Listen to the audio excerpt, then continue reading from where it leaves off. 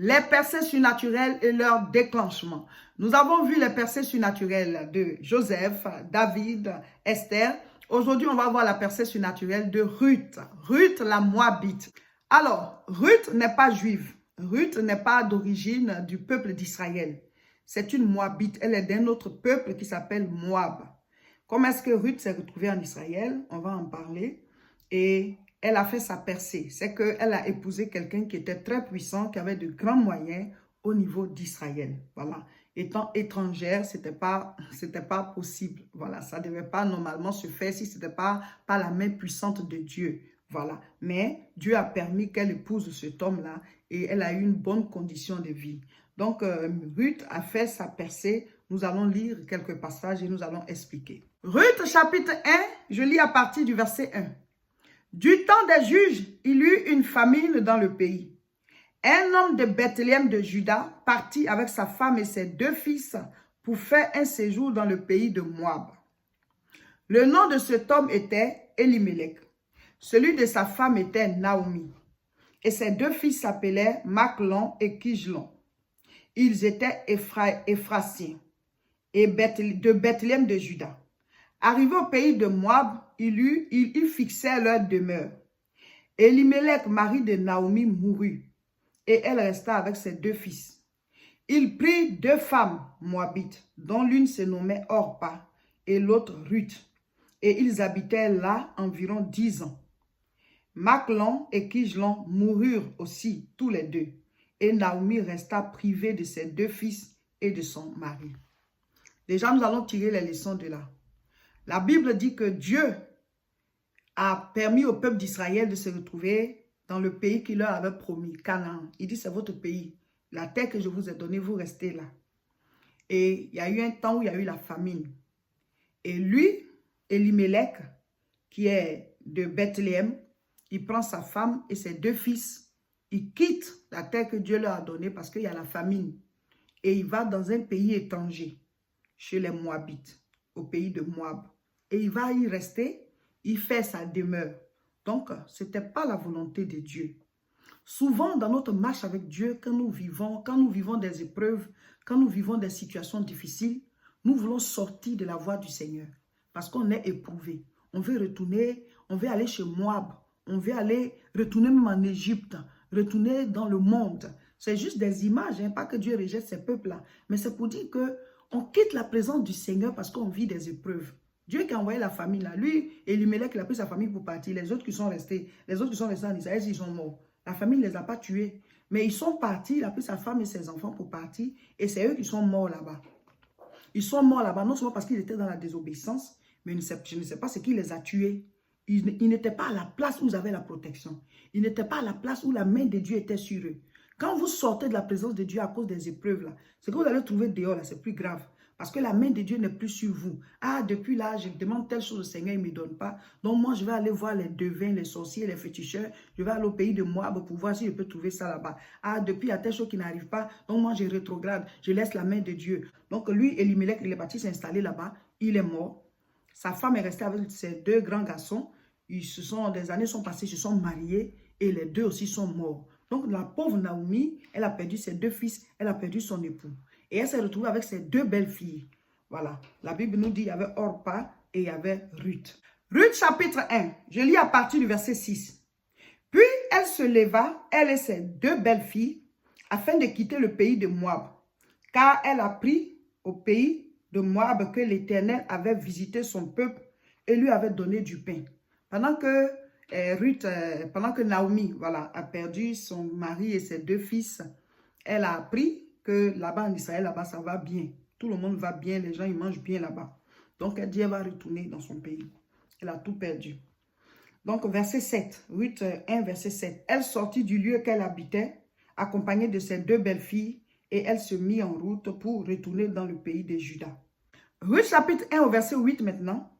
Naomi dit alors à ses 2 belles filles, allez, que chacune retourne à la maison de sa mère, que l'Éternel use de bonté envers vous, comme vous l'avez fait envers ceux qui sont morts et envers moi. Que l'Éternel vous fasse trouver à chacune du repos dans la maison d'un mari. Et elle les baisa. Elles élevèrent la voix et pleurèrent. Et elle lui dit, non, nous irons avec toi vers ton peuple. Naomi dit, retournez-vous, mes filles. Pourquoi viendrez-vous avec moi?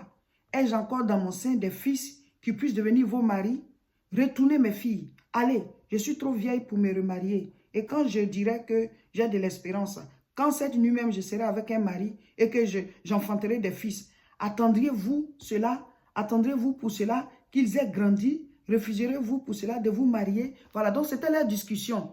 Elle a dit aux deux filles là, bon, finalement les filles, vous êtes mariées, vous êtes mes belles filles, vous avez épousé mes fils, mais ils sont décédés. Là, moi, je retourne chez moi, dans mon pays, parce que maintenant, on dit ça va bien là-bas. J'ai tout perdu ici, et mon mari et mes deux fils. Donc, vous, retournez chez vos parents. Peut-être que vous allez trouver encore d'autres maris. Que Dieu vous bénisse, que sa main soit sur vous, parce que vous avez été bien avec moi, avec mes deux fils qui sont décédés avec mon mari. Vous avez été bien avec nous. Et donc, retournez, que Dieu vous fasse trouver des époux. Voilà. Et la Bible dit, vous pouvez lire la suite, hein. La Bible dit que Orpa, elle est partie. Mais Ruth dit qu'elle est papa, qu'elle va partir avec Naomi. Elle reste attachée à Naomi. Vous pouvez lire. Alors, verset 15. Naomi dit à Ruth, voici ta belle-sœur est retournée vers son peuple et vers ses dieux. Retourne comme ta belle-sœur. Ruth répondit, ne me presse pas de te laisser, de retourner loin de toi. Où tu iras, j'irai. Où tu demeureras, je demeurerai. Ton peuple sera mon peuple et ton Dieu sera mon Dieu. Où tu mourras, je mourrai et j'y serai enterré. Que l'Éternel me traite dans toute sa rigueur, si autre chose que la mort vient à me séparer de toi. Naomi, la voyant décidée à aller avec elle, cessa d'insister auprès d'elle. Oh, c'est trop émouvant. C'est trop émouvant. Alors, Ruth, c'est quelqu'un qui avait un très bon cœur. Orpa, elle, c'est pas qu'elle avait un mauvais cœur, mais comme leur belle-mère dit de retourner dans leur famille, parce que quand tu es marié, tu fais partie de la famille de ton mari maintenant. Donc, même s'il décède, on doit te trouver un autre mari dans la famille. C'est comme ça dans la loi d'Israël. Donc, elle suivait leur belle-mère. C'est à elle de dire, soit vous restez avec moi ou bien je vous libère, vous pouvez partir. Donc, elle les a libérés officiellement. Allez-y, vous mariez à d'autres Moabites, vos frères ici, restez. Allez vous marier, moi je retourne chez moi. Donc, elles ont insisté et Naomi aussi a insisté. Donc, finalement, Orpa a embrassé sa belle-mère, elles ont pleuré ensemble et elle est partie. Elle est retournée chez ses parents pour que plus tard elle puisse trouver son mari à elle là-bas. Mais Ruth dit, moi, je ne retourne pas. Naomi, on va partir ensemble. Elle dit, ton peuple sera mon peuple, ton pays sera mon pays, ton Dieu sera mon Dieu. Là où tu mourras, je mourrai aussi. Naomi, moi je ne retourne pas, on s'en va ensemble. Ruth, c'est une femme qui avait la révélation, c'est-à-dire que elle a compris que Israël, là, c'est un peuple béni. Elle a compris que Naomi, là, si elle s'attache à Naomi, elle sera bénie. Elle a compris que si elle va avec Naomi, il y a une porte qui va s'ouvrir pour elle. Et puis aussi, Naomi lui faisait pitié. Naomi a perdu son mari. Naomi a perdu ses deux fils. Donc, elle s'est dit, mais elle n'a que nous. Même si elle insiste pour nous dire de partir là, elle n'a que nous. Donc, moi, je vais rester avec cette femme comme si j'étais sa fille. Je vais rester avec elle. Là où elle sera, c'est là-bas que je serai. Naomi voulait qu'elle parte parce que c'est une jeune fille, elle a toute sa vie devant elle. Mais Ruth dit non, je ne peux pas te laisser. Tu as perdu ton mari, tu as perdu tes deux enfants, mon mari et le mari de l'autre. Je ne peux pas te laisser. Je vais rester avec toi. Je vais être à ton service. Je vais m'occuper de toi. Maman, je ne peux pas te laisser. Il y a des personnes comme ça qui ont cette vertu d'aimer l'homme. Ruth aime l'homme. C'est pas que Orpa n'aimait pas l'homme, hein, voilà. Mais pour dire que Ruth avait une qualité de plus. Elle ne voulait pas laisser cette vieille dame souffrir seule, aller se prendre en charge elle-même. Je vais rester avec toi. Parce que j'ai épousé ton fils. Aujourd'hui, il n'est plus là. Je suis désormais de votre famille. Je serai à tes côtés, maman. Je ne vais pas te laisser tomber. Il y a des personnes comme ça qui ne laissent pas tomber. Et Ruth avait cette qualité-là. Il y a des personnes comme ça qui ne laissent pas tomber. Et donc, c'est comme si elle allait à l'aventure. Elle ne sait même pas ce qu'il attendait là-bas. Mais à cause de son bon cœur, à cause du fait qu'elle est attachante, elle est quelqu'un qui est prête à aider, elle est quelqu'un qui est prête à rendre service, elle a suivi sa belle-mère et elles sont parties en Israël. Ruth chapitre 2, je lis à partir du verset 1. Naomi avait un parent de son mari. C'était un homme puissant et riche de la famille d'Elimelech et qui se nommait Boaz. Ruth la Moabite dit à Naomi, « Laisse-moi, je te prie, aller glaner des épis dans les champs, de celui aux yeux duquel je trouverai grâce. » Elle lui répondit, « Va ma fille. » Elle alla glaner dans un champ derrière les moissonneurs Et il se trouvait par bonheur que la parcelle de terre appartenait à Boaz, qui était de la famille d'Elimelech. Amen. Mon frère, ma soeur, Dieu va commencer à conduire Ruth. La Bible dit que dans la loi d'Israël, quand tu perds ton mari, quelqu'un de la famille de ton mari peut t'épouser. Donc, il y avait un homme puissant qui était un parent du mari de Naomi. C'est-à-dire que, voilà, de la famille du monsieur qui est décédé, Elimelech. Donc, il avait droit d'épouser Ruth. Et il était puissant et riche. Et donc, Ruth, elle a dit à Naomi qu'elle va aller glaner. Glaner, ça veut dire quoi? Quand les gens sont en train de moissonner comme ça les épis, il y a des épis qui tombent. Donc, tu peux être derrière avec voilà, ta cuvette et tu ramasses les épis qui tombent là. À la fin, tu viens présenter son propriétaire du champ. Il prend une partie, il t'en donne toi-même aussi et tu t'en vas manger. C'est ça que tu t'en vas voilà, te nourrir avec. Donc, il y avait ceux qui venaient glaner dans les champs. Donc, elle est partie comme ça à tout hasard. Et c'est dans le champ de ce monsieur-là que Ruth s'est retrouvée. Ce monsieur qui avait le droit de l'épouser et qui était puissant et riche.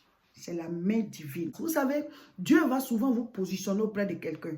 Parce que cette personne va vous ouvrir les portes à quelque chose. Va vous ouvrir les portes par rapport à votre percée. Il y a des gens qui se sont éloignés de leur Naomi. Il y a des gens qui se sont éloignés de la personne qui devait leur ouvrir des portes. Parce que tu n'as pas eu un bon comportement. Tu as manifesté l'orgueil. Tu as manifesté, voilà, tu vois, le manque de respect, l'impolitesse envers ta Naomi. Ta Naomi, là, ça peut être un homme, ça peut être une femme. Souvent, il y a des lieux où tu ne peux pas avoir accès. Il faut que quelqu'un t'ouvre la porte de ce lieu-là. Mais toi, tu dois te rabaisser devant la personne. Tu dois t'humilier devant la personne. Tu dois respecter la personne. Il y a des actes que tu vas poser, la personne va t'ouvrir cette porte-là. C'était ça. Donc, l'acte que Ruth a posé dans la vie de Naomi, Naomi avait comme vraiment une mission. Elle avait comme maintenant, comme une dette envers elle. Il faut que j'aide cette jeune fille-là pour qu'elle se remarie. Donc, Naomi l'a aidée et finalement, c'est Boaz, le riche là, qui a épousé Ruth, la Moabite. Maintenant, je vais lire un passage qui va vous montrer la percée même de Ruth. Ruth qui n'était pas d'origine juive, qui est venue d'un autre peuple. Vous allez voir qui elle est devenue. Qui elle est devenue. Quand Dieu a la main sur toi, tu vas faire des percées. Donc, je lis Ruth chapitre 4 à partir du verset 17. Les voisines lui donnaient un nom en disant, un fils est né à Naomi et elle l'appelait Obed. Ce fut le père d'Isaïe, père de David. Amen. Alléluia, je vous explique. Donc finalement, Boaz a épousé Ruth. Et ils ont eu un fils. Le fils, là, on l'a appelé Obed. Alors, en Israël, quand ton fils s'est marié, et puis il n'a pas eu de fils, et puis il est décédé là. Voilà. Un des cousins ou bien quelqu'un de votre famille, voilà, doit épouser cette femme pour faire de la descendance maintenant à ton fils. Donc, l'enfant qui est né, c'est vrai que c'est le fils de Obed et puis de Ruth, hein, mais c'est le descendant de Naomi. C'est comme si c'était l'enfant de son fils qui est décédé. Donc, on dit un fils est né à Naomi. Parce qu'elle n'avait plus de famille. Son mari est décédé, ses deux enfants sont décédés. Donc, les enfants que Ruth avait commencé à faire avec Boaz, ce sont ses enfants là qui sont ses petits-fils. Donc, vous avez vu que Ruth a bien fait de rester attachée. Elle a bien fait de rester attachée à cette dame parce que sinon, elle n'aurait pas de descendance. Voilà. Donc, on a appelé l'enfant là Obed. Maintenant, qui est Obed? Obed, c'est le grand-père de David le roi. Donc, Obed a enfanté Isaïe. Isaïe, chez qui on allait oindre un roi là. Et Isaïe a enfanté parmi ses fils, il y avait David le roi. Donc, Ruth, elle n'est pas d'origine juive. Elle est venue d'ailleurs, mais elle est rentrée dans la lignée de David. Elle est rentrée dans la lignée de Jésus-Christ. Vous voyez, Dieu fait point exception de personne. Donc, elle a mis au monde un fils, on l'appelait Obed. Obed, plus tard, quand il a grandi aussi, s'est marié. Il a eu un fils qu'on appelle Isaïe. Et Isaïe aussi, parmi ses fils, il y a eu David. Vous voyez? Et David, c'est l'arrière-grand-père de Jésus-Christ. Jésus fait partie de la descendance de David. C'est pour ça qu'on l'appelle le lion de la tribu de Juda et le rejeton de David. Parce que David est de la tribu de Juda. Vous voyez? Et donc, la Bible dit quoi?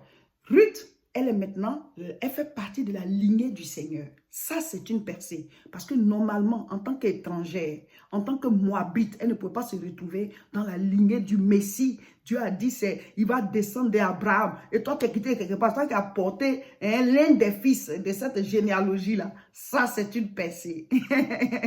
Ruth a percé. Il y avait d'autres femmes en Israël, non? Mais elle est venue d'ailleurs à cause de son cœur, mon frère, ma soeur. Disposons nos cœurs à être utilisés par Dieu. Et chacun de nous va entrer dans sa percée. Aujourd'hui, nous lisons Josué chapitre 14. N'oubliez pas de mettre en commentaire ce que vous avez compris. Le sujet des prières d'aujourd'hui, vendredi, et demain, samedi, c'est Seigneur, montre-moi comment déclencher ma percée.